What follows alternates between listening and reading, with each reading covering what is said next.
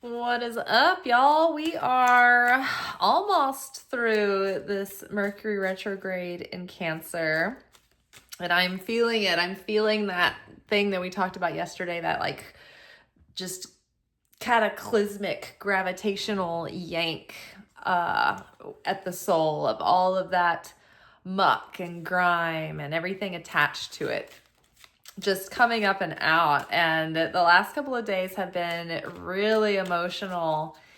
And part of this is because during these 9 days, the 9 days of Av, starting from the new moon up until the 9th day of the lunar cycle of Leo, and that's in Kabbalah, like the new moon seeds the whole month. And so it's like, if it's the new moon of the month of Leo, then it's the Leo new moon, basically. It's different from the Gregorian calendar. So anyway, we had this new moon, I guess, last Tuesday, and on Thursday, that is the 9th of Av, and that is the day that the temple was destroyed. And so these 9 days are a period of grief and reflection, and that temple of the inside of that holy space within us is reconstructed as we allow our ego to be broken, to be destroyed. And so a lot of like the things that are hidden in our subconscious from the conscious mind that are really driving motivators for us are being revealed. And maybe like distant experiences, or experiences that we just didn't register, that had left such an impression over us. We're starting to see through illusions, getting clarity, feeling a sense of inner authority and confidence, but knowing that God is the ultimate authority, but it's being the creator. So, we don't consider outer circumstances to have authority over us. We, like the creator, have cosmic sovereignty. And that is better or easier said than done. It's definitely a practice, but I think that we are feeling stronger in seeing or feeling or understanding what direction that's in. It's like traveling blind on a path towards something versus pulling over, asking someone and getting a little bit more oriented about where you are, even though the directions may not be as sharp as like MapQuest, like in 1.3 miles, it's like turn up there by that sweater shop down where that old roadside attraction used to be, but they tore it down. You know what I mean? It's like we're feeling more confident, more oriented within this new expression of self, this higher level of light coming through. But we're still, stepping on wobbly baby legs too. All right. Hi, lady of love and compassion. Oh my gosh. So part of this whole period of 3 weeks has really been cracking the heart open. I think that's why so much emotion is just pouring forth. And so many of us are feeling so worn out right now because, when you let all this emotion run through, it just kind of leaves you feeling like almost like a hangover.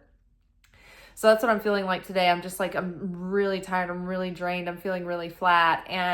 But I also have so much emotion coming through because my compassion keeps getting triggered. Like everything keeps pressing my compassion button. And the thing about compassion and empathy is it doesn't come without pain, but it also comes with beauty and love attached with it. And so it's a mixture of feelings, and it can be bittersweet, but I think that we grow a threshold for more and more and deeper compassion, where we can handle it without it leaving us feeling drained. When we really bear witness to someone and it kind of breaks our heart in order to prompt us to want to do something, to want to help, to have more compassion towards them. And that can be, maybe you've noticed that towards healing a relationship with one of your parents. For me, it's been a long journey, I think, with both in different ways. And with one parent, it's, there's greater possibility than the other, but I think if you can lean in, at least with one, and try to start experiencing them through the feeling of compassion, then I think that allows a lot of the hardened armor of defense mechanisms to begin to soften. We still have the resources to protect ourselves, but the sharpness starts to dull. So the High Lady of compassion, love and compassion, reverence, kindness, and consideration. And I think that the more that this is flowing through, I think the more it's having an effect in shifting our entire situation. I'm sitting here with like my pants unzipped. That's so funny. I ran upstairs to like change really quick while the guys were like mowing outside, and I changed real quick. I didn't finish. All right, let's see. Oh my God, the Lady of Lightning, same from last week. Surprises, sometimes shock, total paradigm shifts. So we're in the middle of like Barbault's ball sack right now, or Barbault's basket, and it's like this alignment of these huge outer slow-moving planets, and it's very rare. And I feel like Uranus and Pluto are involved, maybe like Jupiter, Neptune, a bunch of things I can't remember. I'm not, my focus isn't astrology, but I'm like very aware of astrology, what's going on generally, right? But it's supposed to have like sudden and deep impacts on the collective as a whole, about our general trajectory. It's like shifting everything, and also within ourselves as well. So it's huge paradigm shifts. So but like sudden change, sudden shifts that then yield sudden miracles or sudden results. One of the indicators of mercy and kindness, and the influence of that, of God's love and kindness over our life, is that there is time and space between cause and effect, or action and consequence.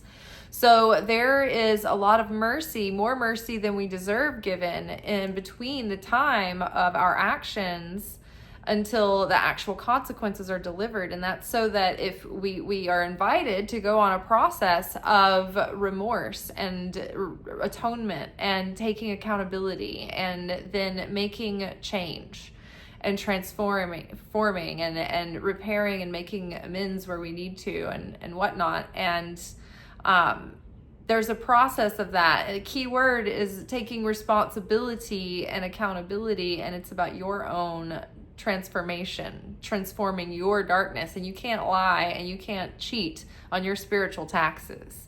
And so when the piper comes, what is the guy, the toll keeper, I can't remember what the saying is, but when he comes to collect, you're gonna be like the Saturn, right? When Saturn karma is coming to collect and be like, okay, well, your loan is called now. What are you gonna do? You have to pay for those that negativity, that those sins, right? And so according to how willingly you showed up and transformed over the time, right? Well, you might notice that gap in time and space is shortening. Like when things happen, it's like the consequences are coming faster. And that is either, it's a sign that judgment is being turned up, the volume is being turned up, but it also can be a sign, if you're like a person who is a proactive spiritual student, like proactively trying to change, that you are under the direct supervision of the Creator. And what appears to be stern judgment and very swift, strict judgment, like you're getting in trouble for things that other people aren't getting in trouble for, and you perceive yourself as a better person than them, even though we're not supposed to compare. What's going on there is that when you have a greater light, and your light is higher than the average person, then you have more of an effect on the grand cosmic scales of good and evil, light and dark. And so when you make a transformation and you reveal more light, you're so influential in the world. And so it's like when you feel like you're being held to an unfair level of accountability because you're set, they want to set an example for because you know everybody looks up to you or whatever, and so then you have to and so it's kind of like that, right? So you count more, and you are doing proactively more work in the world to shift darkness into light and to leave the world a better place than it is. So the creator, the heavenly realms, they can't have you caught up in calamity and chaos. They need you focused on doing the work that matters, that pushes the needle for humankind, right? So a lot of times that's called coming under direct supervision of the creator. And it's a sign that you're doing important work, that you're revealing important light, and that you need to stay focused. And that is a loving slap on the wrist really quick to say, hey, boom, don't go in that direction. You're going to have to pay for it. It's going to cause you suffering. It's going to cost you money, time, heartache that you don't have time to waste. You need to be more scrupulous and precious with your resources and yourself. So we don't want you to continue to go this direction. Okay. We don't have time for you to be caught up in a process. We need you focused. That's what that means. So taking it personally, like you're being victimized, is the wrong way to look at it. But that's what I thought was happening to me for so long. And really seeing that it's the creator going, hey, like you really count and you really matter. So you gotta like keep it on the straight and narrow, because you're actually making the impact that needs to happen. Whereas other people, they're non-playable characters. They barely make a difference in the world. They're just maintaining the status quo. And that's great. It's not making things, horribly worse, but it may be, in a way, subtly contributing to the worsening of things. So lightning strike moments are happening, and everything's sort of like, it's like in script writing, the first 10 minutes of the screenplay is what happens is called the plot point. You're introduced to the main character and the lay of the land and the situation and the current vibe of their life and the main characters that are important in the plot. And then around between 10 to 12, 13 minutes in, the plot point happens. Plot point 1, which is the inciting incident. And that's when something happens, the catalytic moment, the Uranus Pluto moment, that turns the story upside down and sets the character on that call to adventure, the hero's journey that ends up taking them through an outer adventure / process, which then also gives way to the internal growth process and the healing and the realization. So there are these plot points throughout a screenplay that drive the story and are, pivotal to keep the framework of a functioning story arc and paradigm. So right now we are in if you took the clean beginning and end out of a movie and you kind of noticed the arc points, you looked at life more like an episodic, like a TV show. You can see that there are the entire plot point paradigm arc is within each episode, but there's also a greater story playing out. When you step back and look at the whole thing, like all the seasons together. And so we're like a television show, we're like a Netflix series where we're the main character, life, is the show, the story playing out, and we're coming to a moment, it feels like, where it's like, it feels almost like instead of a series beginning, we're in the season finale. That's the big plot point that's going to shift things. And then it's going to shift us into a new season, right? Where the story begins to develop, and in a new way, in a new level. And the characters, the relationships go deeper. New people are introduced, like a new thing is started. But it feels like the energy in the air right now, it feels like we're in the rounding up and completion of something. And then we're about to start a new season. Okay. And it may not be that you're having like major life changes. Like it may not mean that you go start a different job or you're moving to another city or anything drastic like that, but there can be an accumulation of subtle shifts that feel life-changing, right? Starting with all of the work that you've been doing internally. And it might begin as a drip and then turn into more of a running stream until it just starts to gush.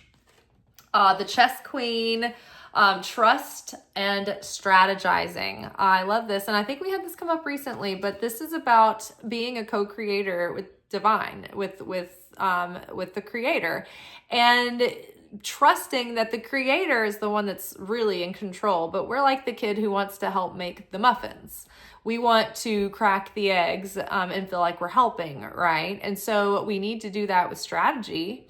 You know, there's a good way to crack an egg and there's a bad way to crack an egg, right? So we need to go about our own, plot and hero's call to adventure with strategy, with consciousness, with a game plan, but not really be clinging to our ego's game plan, but rather allowing, like, using our spiritual tools like prayer, meditation, journaling, all those things, to touch base with the creator regularly, like multiple times throughout the day, to be like, okay, what is the plan? Show me where to go, what to say, what to do, what to say to whom and why.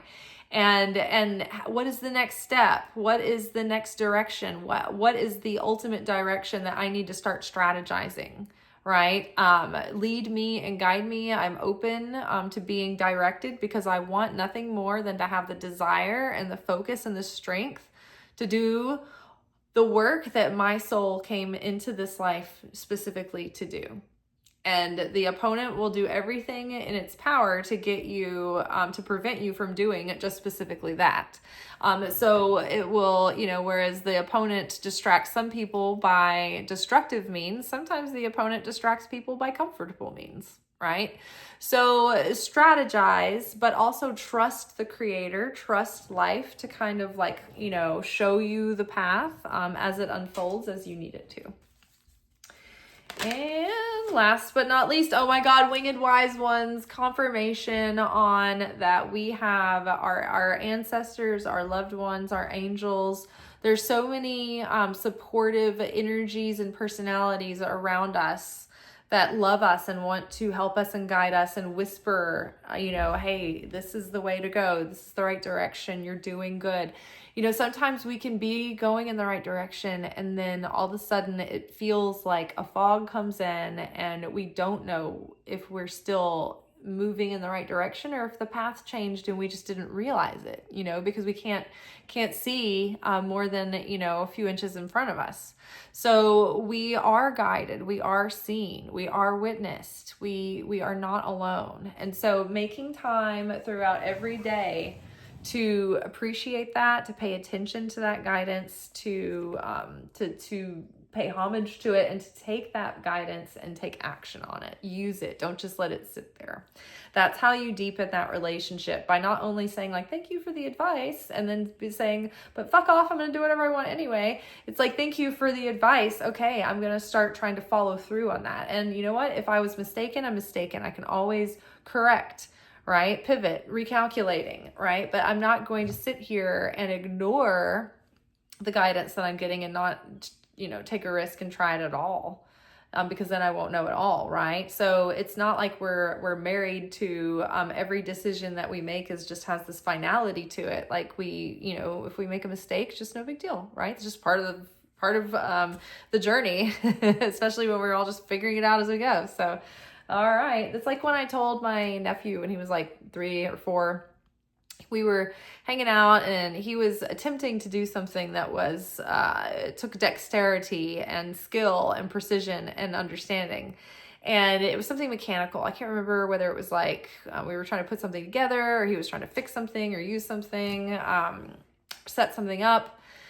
But, he was getting kind of frustrated, and he was kind of like, it was the first time he tried something. I was like, yeah, no, just try it. This is how you learn, whatever. And he started to, make a mistake and get kind of lost. And you could tell he was about to clam up because he was afraid of the mistake. And he kind of like did mess up, and he looked like, oh no, like, it was just going to be like the end of the world or something. I was like, don't worry, it's okay to make a mistake. That's just how you learn. You just you make a mistake and then you're like, oh, that's not how you do that. Okay, cool. I practiced that ruled that one out. Now I go to the next thing. I just made it seem like that was just a natural part of the process. Like, don't even worry about it. Don't give it a second thought. And then from that then on, he was already a very resourceful, innovative child. But I mean, he is just such a whiz. Like he's just kind of one of those people that will attempt anything. He's good at anything he tries. Like he's just very, very competent, hands-on physical competence too. In a day and age where kids were so,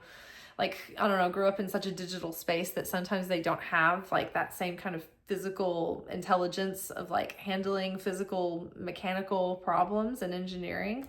I know that sounds weird, but just believe me, I worked in industries where you have to use these physical intelligences. There's different types of intelligences, and you can tell the people that grew up in a cerebral world don't have the same like experience and common sense that comes with like physically, tangibly doing things yourself. So, but yeah, it's like that grandpa strengths, you know, those guys from like the 40s, like they were so like skilled and they had so much physical intelligence and they had so much craftsmanship. And, you know, I'm like, my craftsmanship's always horrible, but sometimes I have a little bit of engineering instincts. All right, y'all, that's all for today. We'll be back tomorrow for our weekly alchemy message where we unpack the process in this week's lessons. All right, till then, ciao.